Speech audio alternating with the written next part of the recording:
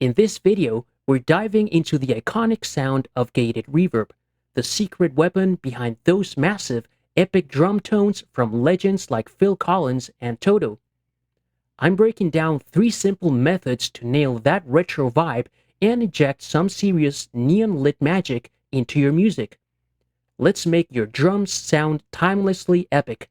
Let's do this. Number 1. Old school method.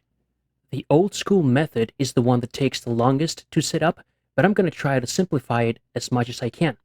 Here's the drum loop that we will be working with today.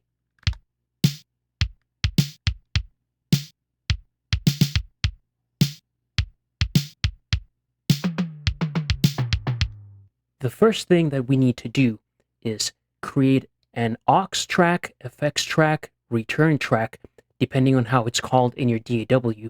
It's simply an audio track where we will instantiate our reverb. In Studio One, it's called an FX track, and I have already created that beforehand. The next thing we need to do is create a send, so we send a little bit of our snare signal into the snare reverb.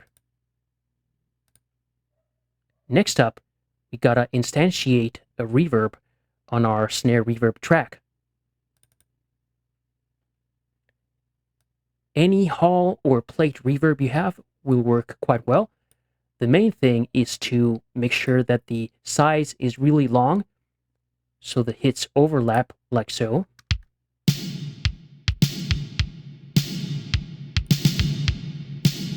Okay, it's very muddy, and the reverb is overlapping all our hits.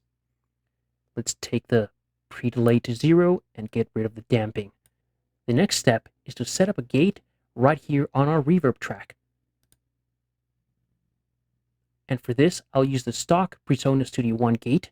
So let me activate it and play our loop. Set the threshold low enough so you can hear the full reverb. If you set it too high, it's going to be cut off. So right there. Next, set an attack time of 5 milliseconds, a hold time of 80 milliseconds, and a release time of 100 milliseconds. Now here's the very important part. We need to sidechain this gate to each one of our snare hits. The way to do that is by setting up the sidechain or key entry or key input, depending on what it's called in your DAW, and we'll set it to listen to the snare. This way, the gate will react according to the amplitude of the snare, like so.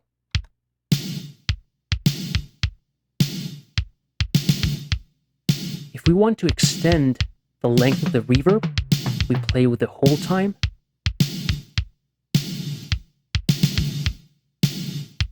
And with the release, we can tweak how abrupt it closes up.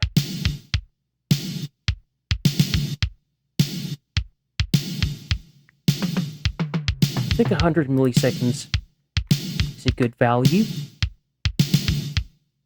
Let's keep the hold time right there. Here's pro tip number 1.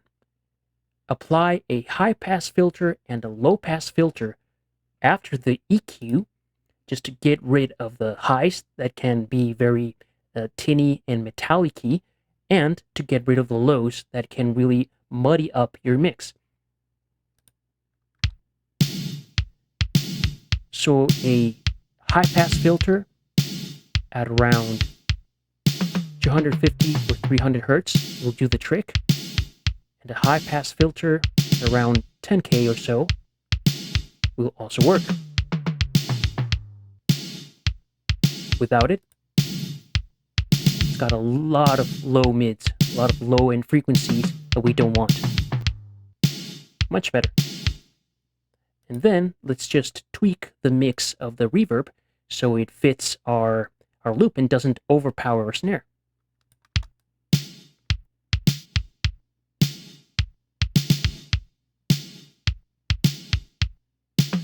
Right there, it sounds great. Pro tip number 2.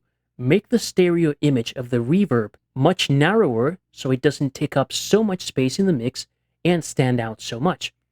You can use a channel tools plugin for this, a utility plugin, whatever your DAW offers. In Studio One, I'm just gonna right-click the panning mode to dual. And I'm just gonna make it narrower, like so.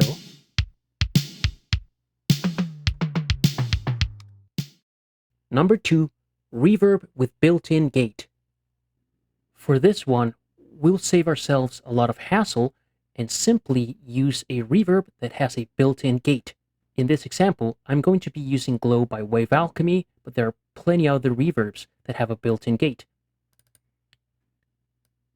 So let's activate the reverb, and let's select a plate reverb. Let's play it and see where we are.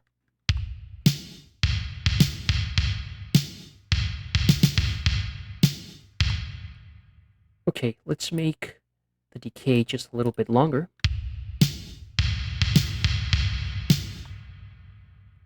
Great. Here in Glow, we'll head to the effects section, activate the gate, click on Auto, play our music, and adjust this line.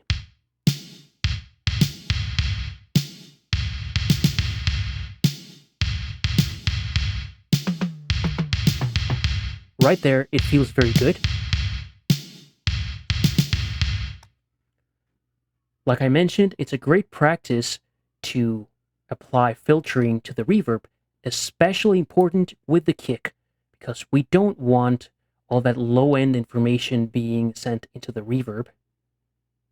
So I'm going to high pass to around 242 Hertz, and also low pass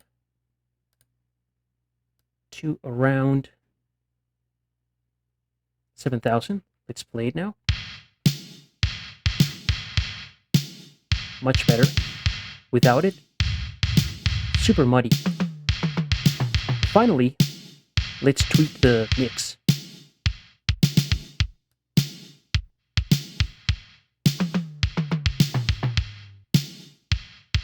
Right there. Here's pro tip number 3. Definitely make your kick reverb mono. For this, you have many options available. If you have Glow, it's as simple as clicking this mono button. Mono, stereo. Here we go. If you're using a different reverb that doesn't have that mono button, then check a channel utility or something else in your DAW that can help with that. Number 3, nonlinear algorithm. For our third and final technique of this video, we're going to be using a nonlinear reverb algorithm, which will give us a very abrupt cutoff of the tail, similar to a gate, but without all the hassle. Once again, I'm going to be using the plugin Glow for this example. This time we'll apply it to the toms. Let's fire it up. Let's select a nonlin algorithm.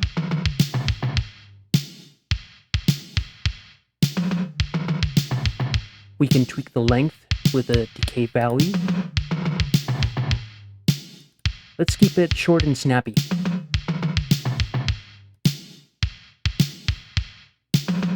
Okay, now let's tweak the mix.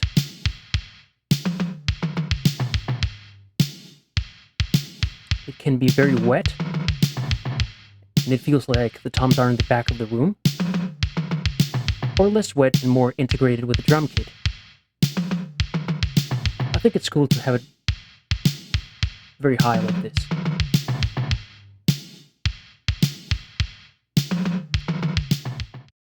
Pro tip number 4, add a little bit of pre-delay to a reverb just to give the reverb a little bit of separation from the dry sound. Let's make that happen with the toms.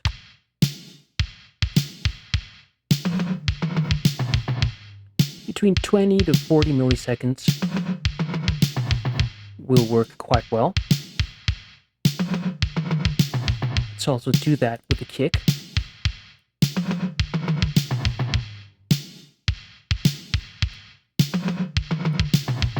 And the snare.